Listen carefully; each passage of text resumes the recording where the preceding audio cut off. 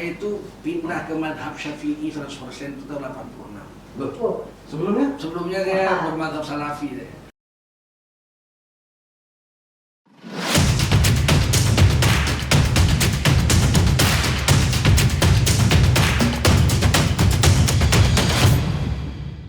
Aduhai nak sayang, teringat diri tidak sembayang.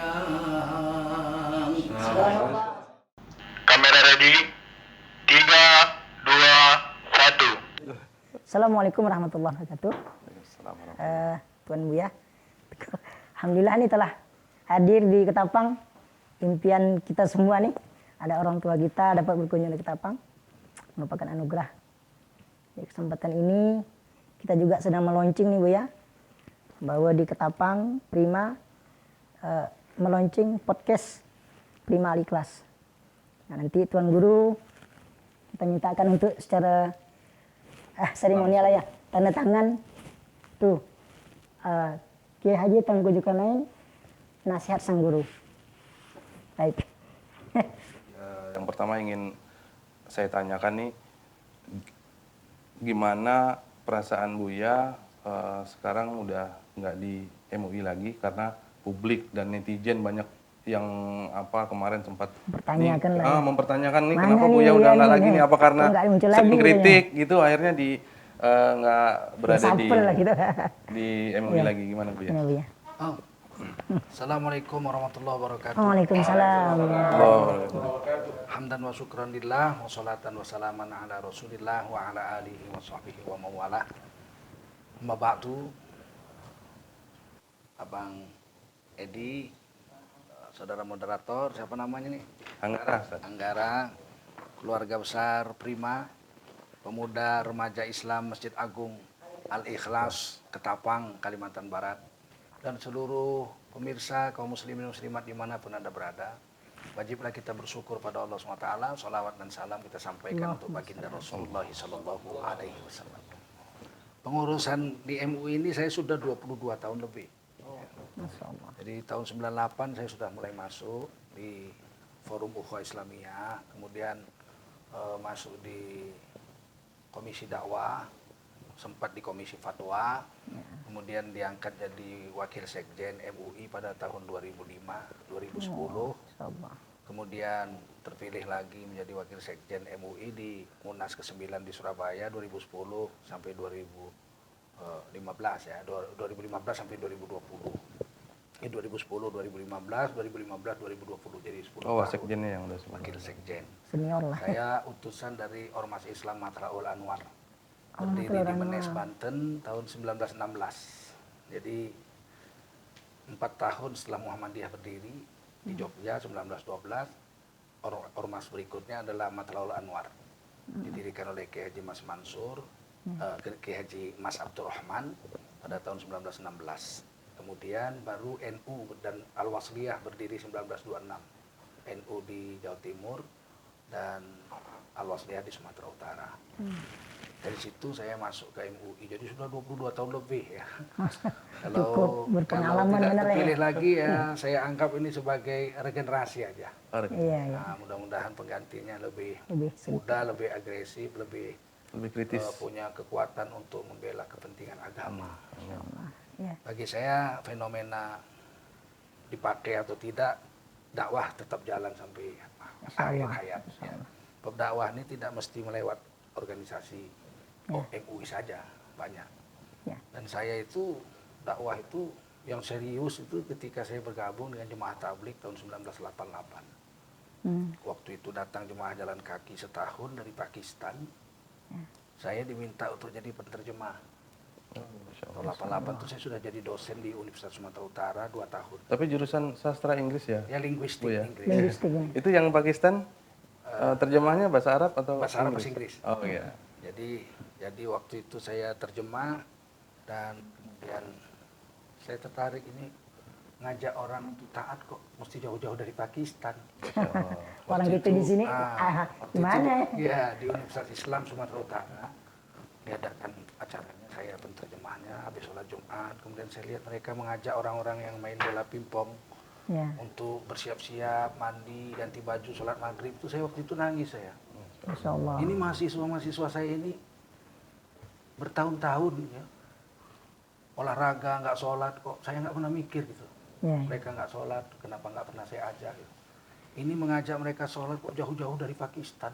Kemana kita? Nah, saya ngapain aja gitu. Waktu itu saya nangis itu. Nah, saya putuskan kalau begitu saya harus mulai ini mendakwah ini agama. Nggak bisa lewat mimbar aja. Jadi dakwah itu harus Harus door to door juga. door to door. Jadi belakangan saya lihat dakwah itu ternyata 4 cara yang dilakukan Nabi itu. Pertama, Ya. infirodi, pribadi-pribadi. Jadi kita duduk di bus, kawan sebelah itu kita kenalan, tanya dia Islam, sepanjang perjalanan itu harus kita tanamkan pemikiran Islam kepada dia. Ya, ya. Infirodi. Dimanapun kita bertemu sama orang, pribadi-pribadi kita harus menjadi da'i, memperkenalkan Islam. Yang kedua, khususi. Kita 2-3 orang datang ke rumah kawan. Habis sholat subuh masih pakai sarung-sarung. Ya. Nah, di depan masjid ada rumah orang Islam yang nggak pernah ke masjid. Datangin gitu ya. Datanginya pulang dari masjid. Jadi habis sholat subuh gitu. Jadi dia pun kasih kita minum teh. Dia tanya dari mana? Sekalian Tentu silaturahim dari lah gitu masjid. ya. Nah, Iya, pakai iya. sarung Iya, kan. sekalian silaturahim ya. Tentu dari masjid ini. Langsung tauladan. Dari mana nih? Dari masjid ya. Waduh, saya udah 7 tahun tinggal sini, belum pernah ke masjid. Dia bilang Masya begitu Allah. kan. Nah, kita mau kapan lagi ya mulai Pak? Nah, nanti dapat 1, 2, 3, 4 terus. Kemudian ada ijtimai. Ya. Di seminggu sekali kita kumpul orang-orang yang sudah ke masjid semua itu ijtimainya. Terus ada yang kasih pemikiran bayan kan tentang Motivasi lah ibadah seperti itu. soleh itu ijtimainya. Iya, ya. Kemudian setelah ijtimai, Nabi juga pernah buat umumi. Ya. Jadi Nabi kumpulkan seluruh orang Quraisy, wahai Bani Hashim, wahai Bani Abdul Adi, wahai Bani Abdul Manaf, wahai Bani, semua dipanggil semua. Kumpul semua. Termasuk Abu Lahab jauh tuh. Kalau naik taksi ke kampung Abu Lahab tuh 15 menit. Masya Allah. Ya, ke arah Tanim. Tanim ya. Abu Lahab itu dia punya kampung sendiri. Sini kita Dia mikot itu tidak di situ tinggal, ya. dia tidak tinggal di Mekah dia punya kampung sendiri. Luar Mekah. Kaya itu, kaya raya itu Abu Lahab. Ya, ya. Nah, kemudian dia datang juga jauh-jauh. Kemudian Nabi katakan, wahai orang-orang Quraisy, seandainya saya katakan di belakang gunung ini ada musuh, pasukan musuh yang akan menghancurkan kamu, kamu percaya nggak? Semua jawab percaya. Nabi itu al-amin, nggak pernah dusta. Orang terpercaya, nggak mungkin, nggak pasti boleh betul. bohong. Kamu nggak pernah dusta, dari kecil itu begitu. Kata Nabi, kalau begitu dengarkan saya.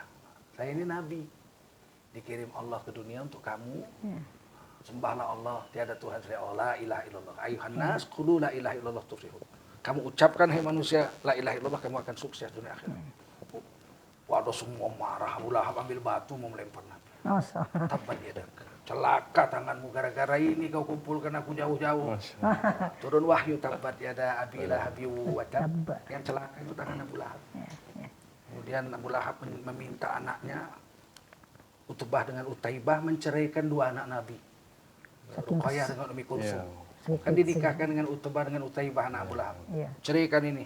Saking kesalnya gitu dia. Nggak boleh lagi kamu jadi menantunya, saking kesalnya.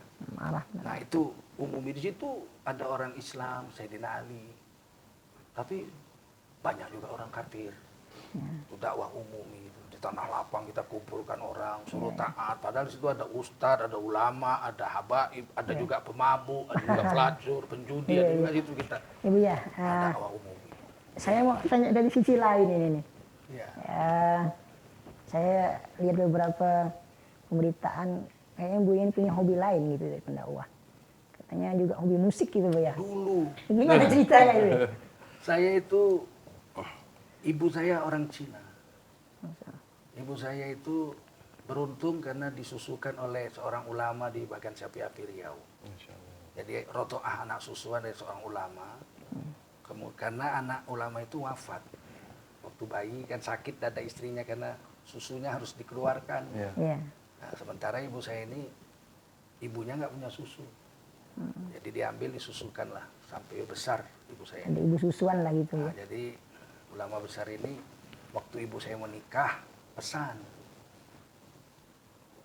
Isah, nanti kalau kamu sudah kawin punya anak laki-laki, anak itu harus duluan mengaji dari sekolah. Kalau dia sekolah duluan SD baru ngaji, nggak jadi orang nanti anaknya. Jadi dia harus mengaji dulu, baru sekolah. Jadi orang tua Agama dulu masuk gitu ya? ibunya Buya udah Muslim waktu Iya, waktu disusukan kan. Disusukan. iya. Tapi dia tahu ibu bapak kandungnya diberitahu. Iya, iya. Iya. Dia itu Niau. Ini ibu susuan Uwa. kamu gitu ya. Wah. Dia panggil bapak susuan kakek saya itu Umar Sukri namanya, itu panggil Uwa. Itu Nggak dari Nggak Islam boleh. yang menyusul Islam itu, Bu. Iya, iya, ulama. Ulama ya. Maksudnya Nenek di saya itu daerah namanya, mana itu? bahkan saya Riau. Di Riau. Makan hilir ya. Memang daerah Cina itu kayak Singkawang itu. Masya Allah, tahu Bakar juga, tongkang Ustaz. itu di dunianya dua. Di Iya. upacara bakar tongkang itu cuma ada yang bahkan siapa dengan di Iya. Singkawang. Singkawang, Nah, jadi kata kakek saya itu anak harus laki-laki harus ngaji dulu baru sekolah. Iya, iya. Jadi ibu saya itu waktu punya anak pertama perempuan, anak kedua perempuan, anak ketiga saya laki-laki. Umur 4 tahun saya udah diantar ngaji. Masya Allah. Pas selalu pulang kan rame orang tuh di surau tuh kecampak masuk parit saya. Basah kuyuk, marah-marah bapak saya digendong sama guru ngaji saya bawa pulang. Jadi hidayah tuh ada ya jalan ceritanya. Jadi dari kecil saya sudah mengaji. Dan kebetulan SD itu saya di Muhammadiyah. Di Muhammadiyah itu dulu pelajaran SD itu jam pertama, jam kedua itu agama. Oh. Dalam seminggu itu kami dapat 6 kali agama itu 2 jam, jadi 12 jam. Iya. Jadi hari Senin jam pertama, jam kedua itu akidah. Hari Selasa jam pertama, jam kedua itu fikih. Iya. Hari Rabu jam pertama, jam kedua itu tarikh, sejarah. Terus Full agama pokoknya semua. 12 jam Full. selama 6 tahun. Masya Jadi Allah. memang Terus ke aneh. musiknya gimana Bu ya? Nah, Ketemunya tuh. bapak saya itu anak dokter. Oh. Kakek saya itu dokter, tapi pimpinan orkestra zaman Belanda. Ya. Jadi anak buahnya Belanda semua musik klasik, jago main biola semua. Bapak saya juga hampir semua alat musik bisa. Tapi bapak saya tidak profesional. Dia main Hobi di saja rumah. lah ya? Tapi sekeluarga bapak saya itu kalau ketemu langsung bikin band. Iya. Yang satu main piano, yang satu main drum, yang langsung satu main musikan. bass, langsung nyanyi. Pokoknya kalau kumpul hari raya, itu mereka langsung bisa main semua. Jadi kami ditanding anak-anaknya kan, kalau kumpul hari raya, habis Iya. bapaknya main, anaknya main. Kan gitu. Iya, iya. Jadi bapak saya itu, saya kelas 4 SD itu, kelas 2 SD saya sudah diberikan organ kecil. Berarti mulai musiknya dari main organ. Main organ. Tapi Terus, yang viral saya lihat Buya banyak main main gitar. gitar. malah. iya kelas 4 SD dibelikan gitar. Dan diajar main gitar klasik. Klasik, betul-betul klasik. Masya Iya. Allah. Dan saya tidak pernah main gitar di luar rumah. Sehingga Oh, orang di kampung rumah. nggak pernah tahu. Orang kampung tuh tahunya saya juara MTQ, guru madrasah. Iya. Ya, SMA kelas 1 sudah jadi guru madrasah. Ibtidaiyah Muhammadiyah. Tapi saya di dalam rumah satu hari 3-4 jam main gitar. Sambil nyanyi juga, latihan bahasa Inggris. Itu saya dengar lagu-lagu Inggris itu, saya catat. Mungkin 1000 ada lagu yang saya hafal. Masya Masya Allah. Hafal. Jadi saya nyanyi bagus, main musik bagus, sambil nyanyi sambil main musik. Tapi tidak nampak orang. Iya. Jadi itu yang bikin Ustadz tertarik ngambil jurusan sastra Inggris itu. Karena mau cepat kerja aja. Karena saya bahasa Inggris itu SMP sudah bisa bawa turis. Karena saya lihat Iya. setelah kuliah justru baru Ustadz belajar sama Syekh. Saya Dahlan. tidak, saya itu SMP sudah menjadi guide. Oh gitu. Umur 8 tahun saya sudah jadi imam di masjid saya, di kampung saya, imam. Umur 10 tahun, umur 8 tahun itu saya sudah ikut MTQ, sudah juara kecamatan. Umur 10 tahun saya sudah juara Udah mewakili soleh, Medan. udah soleh bisa dulu. Udah Begitu soleh begitulah. tua. Udah dekat dengan Pokoknya agama. ngaji itu dari kecil. Iya. Ibu soleh saya juga. mengawalnya terus. Masya Allah. Bapak saya mengawal saya main musik satu hari 3-4 jam. Masya Itu dikontrol setiap hari. Wah. Nah, ibu Disiplin betul ya? ibu saya bilang, nak ikuti aja bapakmu, main aja. Tapi Umi titip satu hari 1 juz. Satu hari harus 1 juz. Tapi orang tua tuh yang bapak enggak memang tidak ada keinginan buat orbitkan Ulama itu. Buya gitu ke dunia musik itu enggak? Hanya ngajar aja Ngajar gitu. aja. Oh, ngajar. Tapi saya profesional. Tahun 80 saya udah penyanyi terbaik Sumatera Utara. Masya Allah. Bintang radio Bersaing televisi. nih. Antara mau Bintang jago radio musik, jago televisi. agama. Ya. Ini Jadi, prima saya sebenarnya. dikontrak di RRI dan TVRI itu tahun 80 itu di RRI saya dikontrak oleh konduktor orkestra ASEAN waktu itu namanya Max FS Sapuleti orang Ambon. Beliau tuh sama saya seperti bapak dengan anak walaupun beliau Nasrani ya Kristen. Tapi saya itu dikontrak 6 tahun di RRI. Jadi 2 kali rekaman itu pakai orkestra 46 orang ngikut lagi. Iya.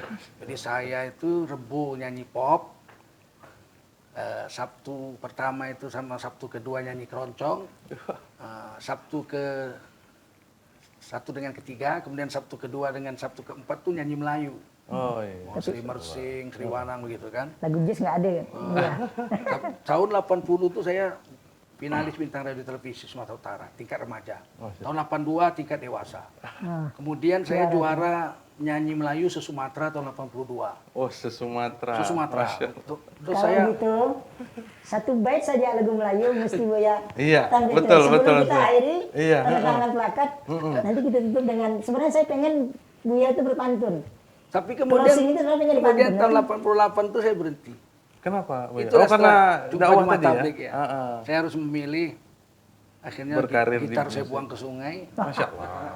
dan saya fokus ke agama. Tapi dari kecil memang sudah belajar agama. Iya, Cuman tidak main musik lagi setelah tahun 88.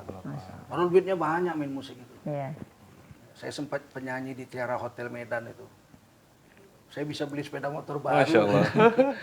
Nah, mungkin Pak Jokowi kan bukan ahli linguistik. Memang kelemahan Pak Jokowi saya lihat